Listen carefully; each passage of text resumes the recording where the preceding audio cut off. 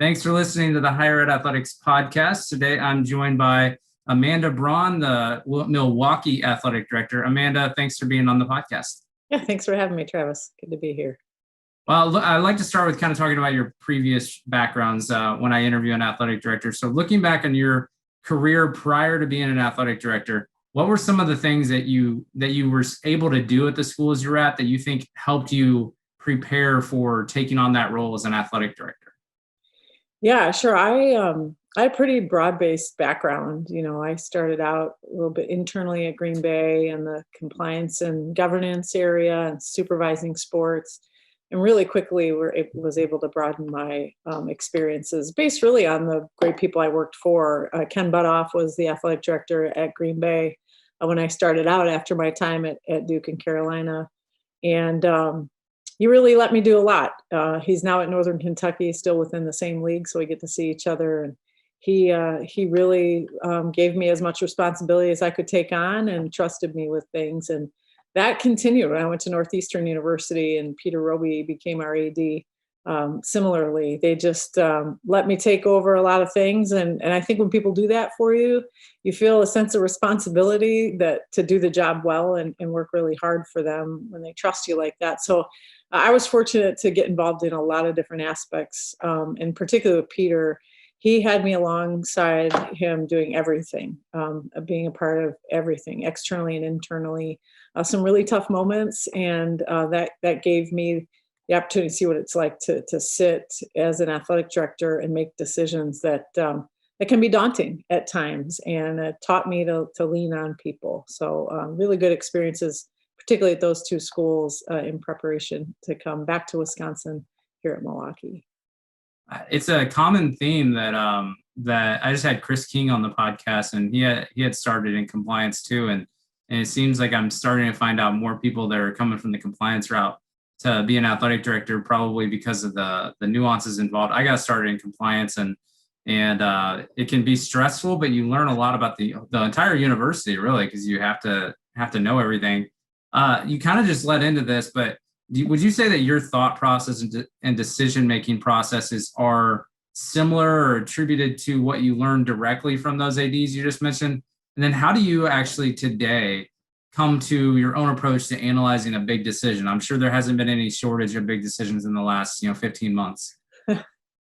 Yeah, first part of that question, Travis, yes. I learned really important aspects of being a leader from both of those two people. And Ken really taught me the external side of things, getting into a community, how to be yourself and just enjoy time with people that leads to support, right? Support for your student athletes and for your university, building relationships. I learned a lot from him about how to do that. He just has a real natural way about him. And then Peter on the leadership with values and how to keep student athletes at the core of decision making and involving other people who share your values, right? And really never deviating from the values that you have when you're making big decisions, which is the second part of your question.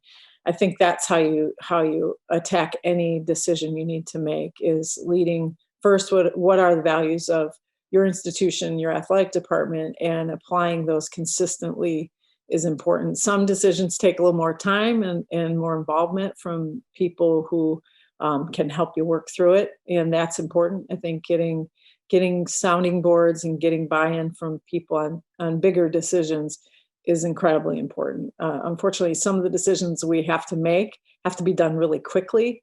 So if you have those relationships in place with people and can pick up the phone, and in these days do a Zoom and talk through those things, it's helpful. Almost no decision is made entirely on your own in any leadership role, I would imagine, and certainly not as an athletic director as a part of a university.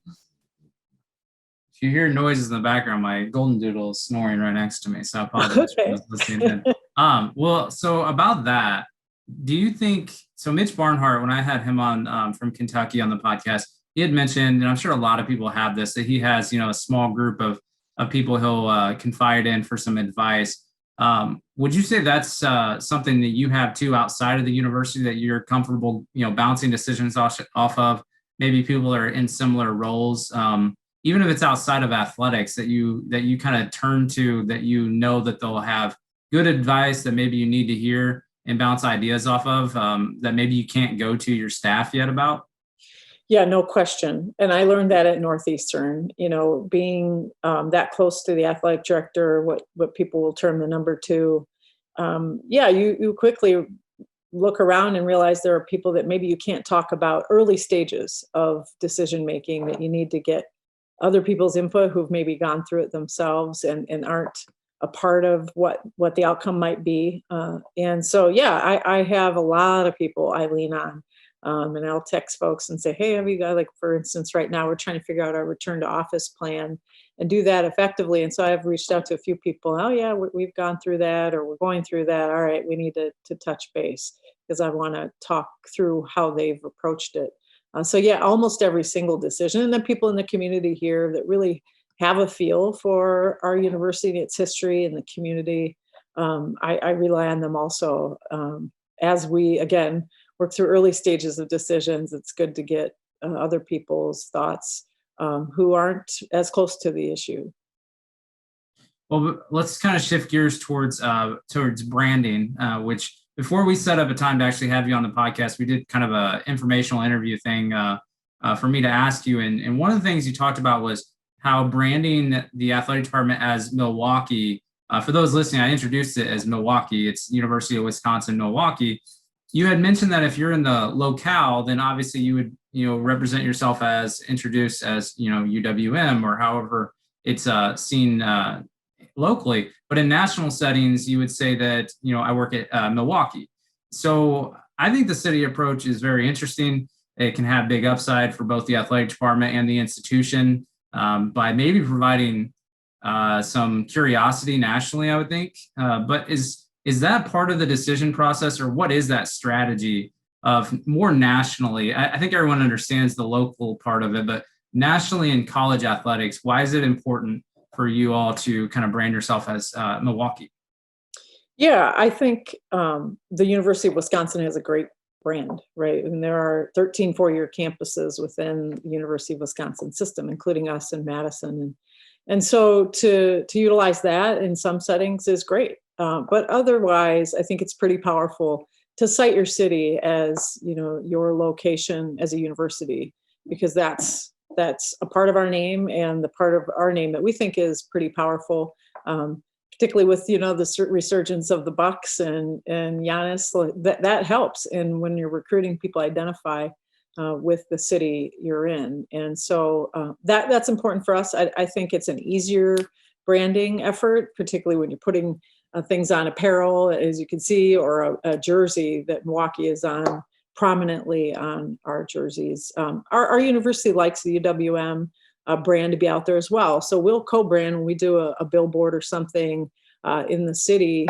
We make sure we've got the UWM logo somewhere on there. But Milwaukee is the way we describe ourselves. So yeah, it serves different purposes at different times, as you cited. But for us, it's a pretty powerful brand element, along with our logo, to get out there, and recruiting is a big part of it. I also, in your branding guidelines, I think, was it MKE, that is that the airport code It is. for Milwaukee? Yep. Okay. So my wife works in private aviation. So when I had Mike Hill, the Charlotte athletic director, on, and they use CLT quite a bit, and it's interesting to me that I recognize it, because it's just funny, because my wife would recognize it quicker than, just as quick as I would recognize UWM. She would say, "Oh, that's Milwaukee." And so has that been kind of a new trend too, where these schools that are in a city, that you utilize the airport code, or why is that strategy involved? Yeah, it is. It's I think people locally identify MKE, and when we talk about representing the city as athletics, and that's, I think, recognizable. I think also the NBA is doing that a little bit, and so it's trendy. And again, back to recruiting, and we're serving 18 to 23-year-olds, and that's kind of a cool way to put on a hat or a piece of apparel. So there's an element of that to it, and it's different. It's a secondary type way of talking about ourselves. It's not our primary, but we have fun with it. Well, I have you can't see in this office, but there's about 5 different types of airplanes in here. We're a big aviation family, so we enjoy the city airport approach. So Yeah, we're also using our area code, so the 414, right? And that's so good too. tomorrow is 414 day, so we're doing a big push philanthropically to get people to compete. We're doing a competition among our teams, so it's 414 day tomorrow, and there's a big campaign we're doing. So branding in different ways that are, creative. Yeah, and that kind of goes into my next question. That so I was last semester. I think people listening by now know the reason I do the podcast is to learn, but it's also because I'm a doctoral student at IU, where I also work. Now, I took a history of higher education class last fall, and we studied the origins of school colors and mascots in higher education. And I thought it was interesting because a lot of it was tied towards obviously sports. And it got me wondering. And then there's a school out there that is changing their name that I won't throw out there just in case there's more than one. But nicknames, do you think that we actually need them in the future, or do you think the brand value is it just part of the brand? Because I feel like the brand value of using the university, especially if higher ed is going to be in a difficult time for an extended period of time, the branding of just going by Milwaukee or by the school name, I mean, it seems like this mascot is not as important anymore unless you're like an established school that, like IU, we would never lose the Hoosier. Like that's a statewide thing. And there's some schools that wouldn't, but I could see a community of a university finding more value and just stick with the name. And maybe maybe the sport mascot is still relevant to the athlete. And so that would be why it was central and to alums. But what are your thoughts on that, trying to mix that into the branding between the name and having a mascot? Yeah, I do think the mascot's important. And it's because we call ourselves Panthers, right? So I'll meet somebody in the community who's an alum of our university, and I'll say, "Oh, you're a Panther. It's great to meet Panthers in our community. People are doing great things." Or 2 degrees, they're a double Panther, and so it's a fun way to talk about our community, as opposed to saying UWM alum or whatever it might be. So there's value there. And then again, on apparel, we really like our logo and the Panther. So there's a lot of use there. And again, our university does find a lot of value and priority in saying University of Wisconsin Milwaukee or UWM. And so we're a part of that and want to be sure that we represent in the way that they'd like us to do that. But yeah, I think it's interesting. I'd never heard that before about mascots, maybe not as prominent or as relevant anymore, as we certainly use our Panther a whole lot. Well, it was, and I don't think anyone will ever drop their name. I think if anything, they maybe just leverage the university brand more, and then secondary of the team. But if a school is, has to change their mascot, as we're seeing, with the Washington football team in the NFL and the Cleveland baseball team MLB, I do wonder if they'll even choose another mascot, or if they'll just stick with something, because it seems to be working for Washington football team. It's kind of interesting. Now it'd be a little harder when you have 20 sports to do it with, but that would be the only, I think, case study that I'd be interested in is, if Valparaiso sticks with they can't stick with Crusaders, do they even choose another name, or do they just go by Valpo because it's such a well-known brand in the area? So things like that are kind of interest me, that I don't know that would actually happen, but it is interesting. I read in that book, and I think it was Virginia, and it was funny because it talks about several examples of how schools got their colors. And I think it was Virginia that the school colors they wanted, they weren't going to get the dye in time for their first game. So they just went with whatever dye was available.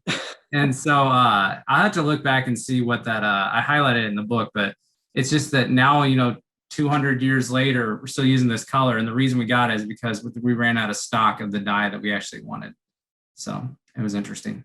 It is. We have an interesting history of logos and mascots as well. I'd love to hear it. Way back in the day known as the Green Gulls. And we had a football team way back. And so we still have a group of pretty older gentlemen now that we call the Green Gulls group, and they're proud of that, understand the transition, right? And then just for a handful of years, we were the Cardinals. And there were logos and everything. I think it was not even 10 years, it may have been 5 or 6 years. they were known as the Cardinals. And then I think it was a contest or something that brought us the Panthers and creating that mascot and that logo. So, and that's been many, many years now, decades. But yeah, it evolved for some reason. I don't know the full history, but yeah, interesting that you'd bring that. And the colors changed along the way as well. We've been black and gold now for 25 plus years. Yeah, I studied. So IUPI is my undergrad institution. I do a podcast for them, their Sports Innovation Institute. I host their podcast, and it was interesting because I read a study that some students had done. I looked into it with a book about how they became the Jaguars, and they actually used to be the Metros, but the reason they changed because they're the Metropolitan University, they changed to the Jaguars because of a student vote when they announced they were going Division I. So they were the NAIA in Division II when they were the Metros. But a lot of people didn't like the Metros because the bus system in the city was also called the Metro at the time. And then now that's since changed. It's been like 25 years. And so now it's like no one understands that that's why the Metros was hated so much, because they basically, how do you make a logo out of a bus? Yeah. And so it's just interesting reading about some of these schools, their histories. I mean, I think IU a long time ago was a buffalo, which is our state animal and everything. So it's just, it was a fascinating chapter to read in my book. I probably nerded out on it way more than everyone else in my class, but I'll have to try and find some more histories and maybe do a podcast just focus on the weirdest nickname and mascot colors. Yeah. Well, so I want to kind of keep with this same aspect of the question of branding, but we talked about Milwaukee and about your university. What are some of the opportunities as well as challenges for an athletic department you think operating at a Division I school in the city like Milwaukee as part of a system? I mean, does that help? What are the challenges and opportunities you think after COVID for an athletic department?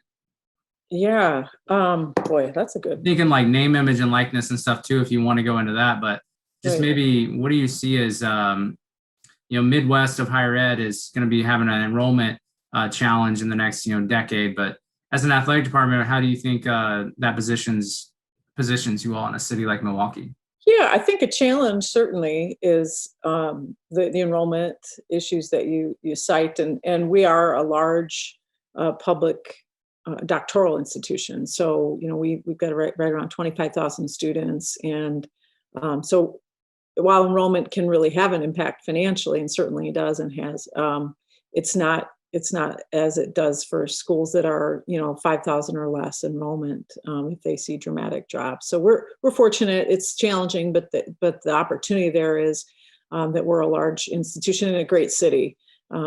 Greater Milwaukee is just under 1.5 million in the greater Milwaukee area, which is a sweet spot for me. I think, having been in Boston and 3.5 million people in pretty much the same geographic city, the city proper is similar size, and greater Boston is 3.5, but we're 1.5. And there's one other Division I institution in our city, and that's not in their, Marquette. Great brand. They have their own following. And I think that's an opportunity to talk about name, image, likeness. We don't get lost in the shuffle, but we do have enough media coverage and attention if and when we're successful that we'll garner some of that attention. Having the Bucks in town certainly helps, in the Brewers, we're a sports town, where I think smaller cities, it might be a little more difficult. You might get the local media following, but what's their broadcast, reach? It's not as great. So I think we have some opportunities there with name, image, likeness for our student athletes to get some attention and maybe a profile that you wouldn't otherwise see, or a following that you wouldn't otherwise see at either really large cities or very small cities. So yeah, I think for the future beyond COVID, with some of those things that you're talking about, are huge. We're a pretty well placed just north of Chicago, a little over an hour. So access to larger cities for recruiting and opportunities when we recruit staff that they know they're close to Chicago. That's wonderful too. But yeah, I think post-COVID, we'll see what happens. I'm encouraged. I think our university is a fantastic university. It's a little bit of a secret in the upper Midwest. And with COVID, we'll see some students want to stay a little closer to home and choose us in a city like ours. This also probably helps that you're in such a well-branded, strong, large university system like Wisconsin. So, my first time going to Wisconsin that I can remember, I may have went as a kid, but I was a senior at IUPUI, and we had to do a 2-week trip to Elkhart Lake or something like that for a camp as part of my program, and it was the worst 2 weeks of weather probably for a summer, and then we were going. I left from the Milwaukee airport to fly to Vegas after this 2 weeks because we were going for a friend's birthday. But I was like, this is the worst situation because, I'm getting ready to go to Vegas, but I'm sleeping in a wooden log cabin with no temperature control for 2 weeks and it's raining every night. But I stopped on the way. We had to get there by a certain time and we got there too early, got through Chicago.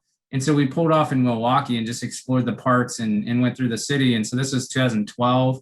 And I don't know the history of what the statue is there at one of the parks on the horse, I think, but it was just such a beautiful city. And we talked about before recording this that I've lived in Indianapolis my entire life, and they're really really comparable. And then that's why, as an undergrad at IUPUI and someone that studies IUPUI, because I'm focused on research urban universities, the institutions, I don't know that there's two that mirror each other so well, athletically and higher education wise, because you're in the same conference, very similar cities. They have Butler in Indianapolis as well, and so there's two D1 universities there. But it's a great city, and so I'm sure the institution is going to thrive as being part of that system and growing city. And, I want to kind of go. You've talked about the Bucks before, and so I kind of want to talk about your basketball programs and securing naming rights for the Panther Arena. So you all secured the naming rights, the university did, where your men's basketball team plays home games. Why was the university so interested in investing in the naming rights to the arena? And can you give us kind of a distance-wise, how far away the arena is from the university, and if that played into it as well? Sure. Well, when I arrived here, we had just finished a basketball season playing on campus. And while the facility is a quality facility, our women play their games there, volleyball plays their games there, and it's got a lot of positives to it. It's just not accessible to our fan base as easily, and the amenities there in terms of a concourse, and we needed to make a decision to go back to what used to be known as the Mecca, and then it was U.S. Cellular Arena. And they were looking for, once we moved back, they were looking for a new naming partner. And I think the price was right, probably a little bit, for the university's branding and marketing strategy. When I was at Green Bay back in the early 2000s, before going to Boston, Milwaukee, University of Wisconsin-Milwaukee was on the Upper East Side of the city. And that was really its presence. And fast forward 10 years and we are everywhere. We've got a school of public health downtown, a freshwater sciences school right on the water, just south of the downtown area. We've got a lot of presence within the city. We're sort of everywhere. We've infiltrated, I think, a good part of the city. So it fit for that strategy, a presence right downtown. We knew the Bucks, fortunately timing, they've surged, and now built Fiserv Arena in replace of Bradley Center just a block away. So the traffic down there is great. Our alumni love seeing our logo right in the city. And the idea that UWM Panther Arena is used on all the collateral for everything that happens at that arena, including a minor league hockey team and an indoor soccer, and then some of the shows and concerts. So it made sense at the time for our university to continue to increase its presence. And then it really helped our basketball program with having a home downtown that even the suburban parts of Milwaukee could get to very, very easily. Parking's accessible. There's restaurants and bars down there. So proximity to campus, I think you'd asked, it's just a few miles. And so we do shuttle. We have shuttles that come down, come right to campus, pick up students in a couple different locations. And it's maybe a 10-minute ride. It's an easy ride. So that seems to work. The ideal situation is that we'd have a full arena on campus that had all the amenities and was easily accessible for parking and that sort of thing for fans. one day whenever we're all out Yeah. of COVID. Right. But yeah, I was interested in it because it just seemed like such a smart move by the university. It's like it's like a 2020 version of a billboard from like the 70s or 80s. The impact, I mean, it's literally huge for one. And then all those events you're talking about, it seems like such a good recruiting for the unit, for the institution, to remind people, coming from maybe outside of Milwaukee in the area, that they come to the city for a show or something, or a sporting event, and they're going to see plastered everywhere Milwaukee, and they realize, like, I could go to a really good institution. So not only your student athletes, because I know it's the university's decision, that it just seems like such a good recruiting for the amount of money. I looked it up. I don't want to say it on here because I'll probably say it wrong, and don't want to get you in trouble. But it just seemed like such a wise decision that I'm interested to see if other urban university styles are going to do. And talking about branding some more, I for a paper I told you I'm doing corporate naming rights, and so I think you all have a handful.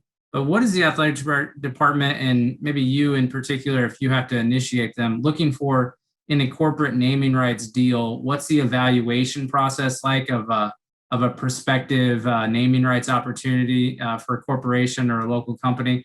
And what types of institutional policies and procedures do you actually have to follow? Does the university have one that just everyone has to use for a deal like that? Because it's not that popular, but it's growing in popularity to do corporate naming rights in higher education. Yeah, timely question, Travis, that we are building. We'll break ground later in the summer on a basketball practice facility, an annex to our current athletics and recreation complex, and we do have a corporate name, with the Orthopedic Hospital of Wisconsin, just a little over $2 million for those rights, and they're a longtime partner, and they support us in many other ways, financially and personnel wise. And it was a first, not only for our campus, but for UW system, to put a corporate name on a building, for a philanthropic type gift. And so we had to sort through that. We really had to run it through the Board of Regents of the University of Wisconsin system. That's how important it was that the university be involved, the system be involved. And so maybe we are going to start a trend. I think there's an appetite for it. I think there are a lot of long-time partnerships where a corporation or company might feel like they want to be really present on a campus. So we worked through that, and there aren't any real formulas. And even as we work through other naming opportunities within the facility that aren't necessarily corporate, they might be private philanthropic gifts, but we are exploring more corporate opportunities.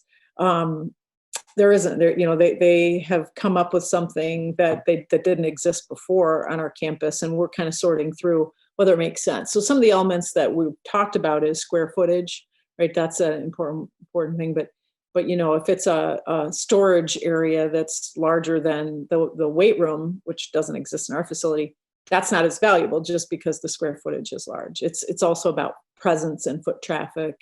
And sometimes, so we just had a gift for the viewing area above the gym space itself. We're going to have some seating, some lounge seating, so we can bring in recruits, we can bring in donors to watch practice and observe what's happening in the gym.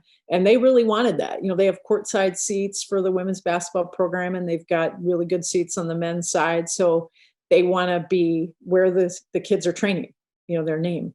So that was important to them. And maybe that wouldn't be as important to someone else. So there's a lot to it: square footage, the visibility and foot traffic, and then the desire of the donor or the corporate partner, about a particular type of space. Someone might want to name an academic area because academics is so important to them, not unlike a scholarship, that sort of thing.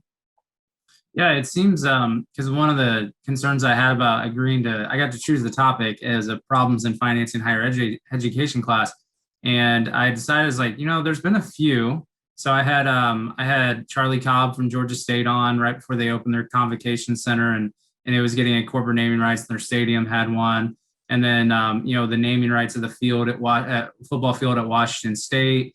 And so I was like, hey, this looks like it could be a trend. And I looked at obviously Milwaukee ahead of having you on the podcast, And so it is a little alarming that there's no policy already written, which makes sense, but it's probably gonna make my assignment harder. But I mean, my instructor will probably be like, well, what would you include in your policy? And you need to write one for the class.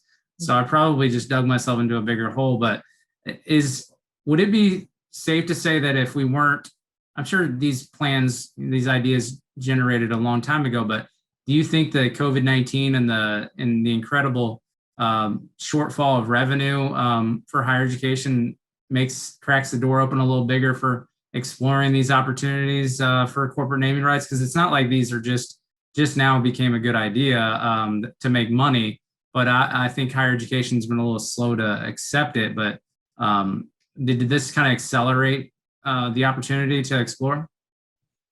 I would imagine maybe a little, and I do think it's probably time too, in some ways, to consider that. And part of that is, as I cited, Orthopedic Hospital of Wisconsin's a longtime partner. And so a lot of universities have longtime corporate partners in other ways. And so it expands a partnership, allows them to have a greater presence. And if you do it appropriately, and one of our partners is Learfield, right? They sell their multimedia rights. And they have a whole avenue to do this, and we're kind of working through that with our campus, particularly within student affairs. There's a lot of eyeballs from students that corporations want to be a part of, they want access to. So if you do it tastefully and appropriately, it can benefit everyone. And I think we're really just starting to wake up to that in higher education more generally. I think in athletics we've always valued our corporate partners. And so naming rights is a natural part of that on buildings. And again, for us, we aren't going to be allowed to have the actual logo on the facade of the building. It's going to be the name of, Orthopedic Hospital of Wisconsin, in a center, or, Panther Training Center. We haven't figured out exactly what will be on there. We'll allow logos inside of the building and maybe on the doors as you walk in. But that was one of the things. So people work through it themselves. And, you do it again tastefully. You don't want it to look like a NASCAR venue when you come onto a campus. I get that, but there's a lot of money on the table. And I think in a way that corporations, particularly as you said at COVID, we've seen all over how much money has been made by individuals and corporations during this time. While some are on the skids a little bit because of it, there are others that have made a lot of money. So maybe the opportunity to give back to higher education is great timing as their coffers are full and higher ed has a need for assistance through this difficult time. Uniform logos will be next, because if we follow trends of professional sports, the eyeballs will be on that as well. I'm sure at least at the Division I level. But I mean, it makes sense. We've been doing, higher education's been doing naming rights of individuals for several years, and you could argue that it's less risky for the institutions to invest in a company name than an individual, unless I have to do the bad cases of this too. And obviously, it would be the Papa John's naming rights had his name associated with like 5 universities, and that. So as long as you have the do it tastefully, then also have the protocols to be able to get out of the contract, I think would make sense. The ones that seem like low-hanging fruit are banks, because banks have local banks have, from what I've explored in higher education, not really athletics, have been pretty popular with coming up with partnerships. But the hospital or medical center just seems like a great idea for an athletic department to be able to do that. And some of the larger D1s might actually have a huge medical school, and so they'll probably just try and get free advertising on that for the institution, which is okay too. But it sounds like a great idea, and so I'm gonna have to explore it a little more. But thanks for kind of opening the doors on that a little bit. And I was under the impression you all had more. I must have been thinking that maybe there were different venues that I was thinking about. But is there anything? My last question to wrap up is there anything we're not talking about in the industry that maybe we're missing out on because of everything we're talking about? And what I mean by that is obviously name, image, and likeness, the pandemic, race and gender inequality. Those are all very important things. And I always try to look at what are we missing though, and what is maybe next, or what are we not focusing on enough? My thinking is it's always been transfers, and now it's starting to get pretty popular because of the D1 Council and and there's a lot of transfers in the portal right now. But is there anything that you think we're not thinking about that maybe is on your mind before the pandemic hit that has kind of been pushed off of the conversation? Well, those are some pretty big topics, right, that are Yeah. taking a lot of our time and will for the future. I have friends who are near retirement and happy about that, but then have to wrestle with these issues. And I'm in the middle of my career, so I know it's in front of me, and I'm willing and I wouldn't say excited, but certainly know that it's a responsibility of ours to tackle those big issues. The thing I would say, Travis, that existed a little bit before COVID, and we're seeing this huge gap occurring between the $150 million budget Division I schools and those on the other end that might have $8 million budgets or whatever it is, and we're competing for the same spots in NCAA championships across all of our sports. And that, how sustainable is that? So the Board of Governors, the NCAA Division I board does have their eye on that, and they're doing a review of sustainability. And I think that's going to be interesting to see what they come up with. We've seen a couple things pop up across the country with Division I doing a review, right? Is this what we want to continue to do? Is it sustainable? Can we be competitive because of that gap? And so sports sponsorship could be a real issue. And I think as we see Olympic sports, being sacrificed in order to feed the animals that a Division I has in football and men's basketball, that'll be something I think will be a real challenge. And the other thing, the Knight Commission put forward I thought a pretty well thought through proposal on how to govern Division I, football separately from every other sport. And I think maybe that's a possibility on our campuses as well. Is there a department of football and a department of athletics, and the institution manages those expenses and revenues how they see fit, and football maybe reports into a different association, and everyone else is separate. That seems appropriate to me, given my seat and what I've seen over my 20 years in the business. I'm sure there's challenges with that, but the idea that the major football championship provides no revenue to the NCAA governance structure and the association is mind-blowing. When I tell people that, people who are fans of sports, and it's hard to get their head around that we spend so much money in the governance and enforcement and eligibility aspects of football, and no revenue comes to cover those costs. That's going to become an issue, I think, that needs to be discussed from a leadership level if we want to see sustained Division I membership and some success. So I think I said this, I can't remember in our conversation before. Bud Selig's a Milwaukee native. He's never moved out of the city. He would go to New York when he needed to as the commissioner of Major League Baseball, but I saw him speak a few years back before his book came out, which I highly recommend. And he has this hope and faith in every community. That was his mantra as the commissioner of Major League Baseball.